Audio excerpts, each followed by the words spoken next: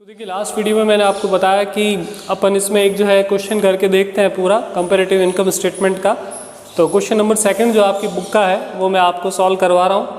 तो इस क्वेश्चन में देखिए सेल्स दी हुई है, उसके बाद सेल्स रिटर्न दी हुई है, उसके बाद cost of goods sold, operating expenses, loss on sale of assets यानी कि नॉन ऑपरेटिंग आपका एक्सपेंस लॉस है, डिविडेंड मिला है तो ये नॉन ऑपरेटिंग इनकम हो गई, इंटरेस्ट ऑन लोन दे रखा है और उसके बाद इनकम टैक्स दे रखा है। दैट मीन्स कि सारी चीज़ें जो है इसमें मतलब इस तरह से क्वेश्चन मैनेज किया है कि पूरी की पूरी चीज़ें सब की सब चीज़ें एक सीक्वेंस में ही दी हुई है। मतलब आप समझ लीजिए कि ये एक तरह से अगर आप फॉर्मेट अगर बनाएं तो उसके अंदर बस एक के बाद एक लिखते जाना है, बस वो ध्यान रखना है कि किसको ऐड करना है किसको लेस करना है। इसके अलावा इसमें कुछ भी नहीं जो है आपको दिमाग लगाने की ज़रूरत है। अगर रैंडमली लिखा होता ऊपर नीचे तो चलो दिक्कत आती।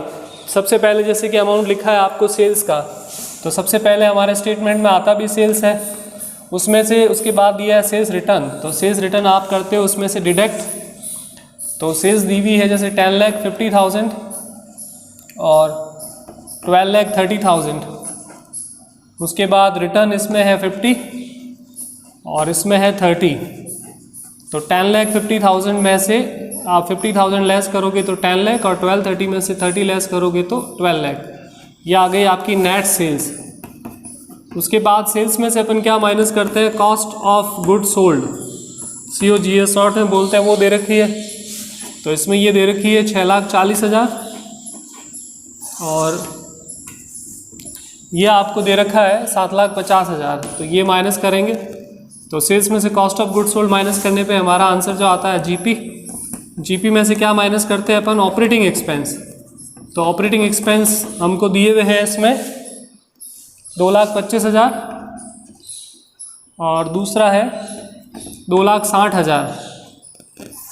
उसके बाद ये आ जाएगा आपका ऑपरेटिंग प्रॉफिट।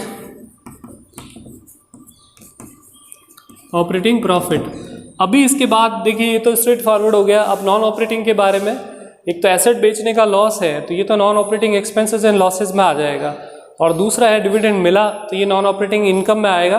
तो ऐसा कोई ज़रूरी नहीं है कि मतलब सीक्वेंस के अंदर आप भले इसको पहले इनकम ऐड करो लेस करो एक्सपेंसेस को, कुछ भी चलेगा। तो जैसे क्वेश्चन है वैसे के वैसे चलने देते हैं। तो लेस हो जाएगा नॉन ऑपरेटिंग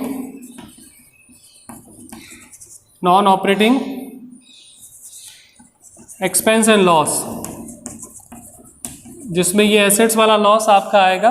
ब्रैकेट में लिख देता हूँ, एसेट्स वाला जो लॉस दे रखा है उसको शामिल करेंगे, जो फर्स्ट में तो है 20 और सेकंड में हमारे है ही नहीं, निल। उसके बाद इसको ऐड करने के लेस करने के बाद ऐड होगा डिविडेंड, जो नॉन ऑपरेटिंग इनकम ब्रैकेट में लिख देता हूँ, उसका नाम भी डिविडेंड मिला, डिविडेंड रिसीव। तो ये आ जाएगा आपका नॉन ऑपरेटिंग इनकम, जो आपके है पहले में 10,000 है और दूसरे में है 12,000। फिर उसके बाद नेक्स्ट इंटरेस्ट है, तो लेस होगा इंटरेस्ट ऑन डेप्ट, डिबेंचर या लोन, तो वो लेस करेंगे और थोड़ा सा हिस्सा जो बचेगा तो उसके बाद आपका आ जाएगा यहाँ पे नेट प्रॉफिट बिफोर टैक्स और फिर इनकम टैक्स उसमें माइनस हो जाएगा। तो अभी इसकी कैलकुलेशंस थोड़ी अपन लिखते चले जाते हैं। जैसे सेल्स 10 लाख है, 10 लाख में से 6,40,000 लेस करा तो GP आ गया आपका 360। GP में से ऑपरेटिंग एक्सपेंसेस 2,25,000 माइनस करें तो 1,35,000 और उसमें से 20,000 और माइनस किया आपने तो 1,15,000। फिर 10,000 आपको जोड़ने पड़ेंगे तो ये आ जाएगा 1,25,000 और इंटरेस्ट जो था वो है 25,000 आपका। तो ये आता है आपकी नेट प्रॉफिट बिफोर टैक्स, कि भाई टैक्स से पहले हमारा प्रॉफिट कितना बचेगा, ये बचेगा 1,00,000 रुपये। तो ये यहाँ तक हो गया। ऐसे कैसे सेकंड रो पूरी करते हैं, 12 लाख में से 7.5 लाख माइनस किया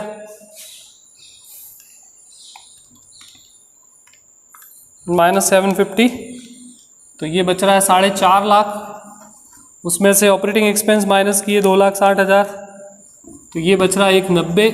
यहाँ कुछ है ही नहीं तो ये वापस आ जाएगा 1,90,000। तो देखिए 1,90,000 रुपये, यहाँ पे कुछ है नहीं तो 1,90,000 रुपये आपके ये आ गया। और आपके इसके बाद नॉन ऑपरेटिंग इनकम डिविडेंड है वो आप इसमें ऐड कर देंगे।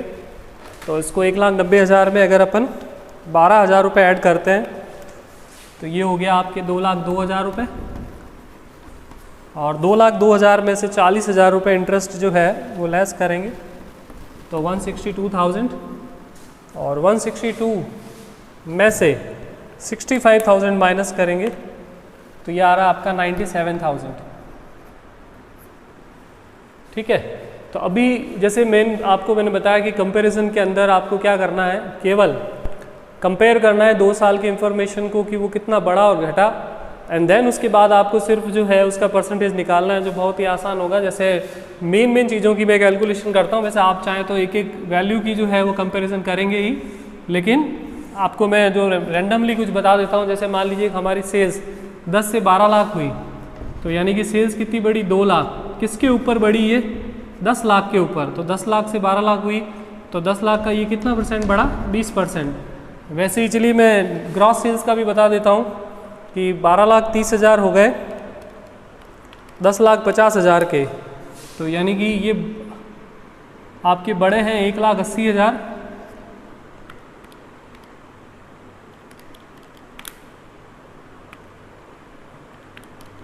ठीक है, और 1,80 बड़े हैं 10,50,000 पर, तो परसेंटेज बाई ये बड़े हैं 17.14%। तो ये आपकी परसेंटेज आ रही है, लेकिन बुक के अंदर सारे के सारे परसेंटेज नहीं दिए हुए हैं, वो सेलेक्टेड परसेंटेज दिए हुए होते हैं। जैसे मेन आंसर हमारा है, जैसे जीपी रेशियो हो गया हमारा, यहाँ पे जो ऑपरेटिंग प्रॉफिट के पहले यहाँ पर नॉन ऑपरेटिंग एडलेस करने के बाद जो आ रहा है profit before interest and tax का दिया हुआ हो सकता है, नेट प्रॉफिट आफ्टर टैक्स का दिया हुआ हो सकता है। तो ऐसे लिमिटेड परसेंटेज आपको दी हुई होगी, सारी की सारी परसेंटेज आपको क्वेश्चन के आंसर में नहीं दी हुई होती। तो मैं कुछ सेलेक्टेड आपके जैसे जीपी का निकाल देता हूँ। तो जीपी आपका 360 से 450 हो रहा है, तो यानी कि 90,000 रुपये बढ़ा है जीपी लास्ट ईयर के कंपेयर में। तो 90,000 को डिवाइड करें 360 से, तो जीपी मतलब आपका बढ़ा है 25%। उसके बाद ऑपरेटिंग प्रॉफिट का निकाल देता हूँ, 190 माइनस 135, तो ये बढ़ा है 55,000, ये बढ़ा है 135 पर, तो यानी कि ये बढ़ा है 40.74%। वैसे ही अब मैं आपके एक तो इसका निकाल देता हूँ नेट प्रॉफिट बिफोर टैक्स, जो 62,000 रुपये बढ़ा है 1 लाख पर, तो 62%।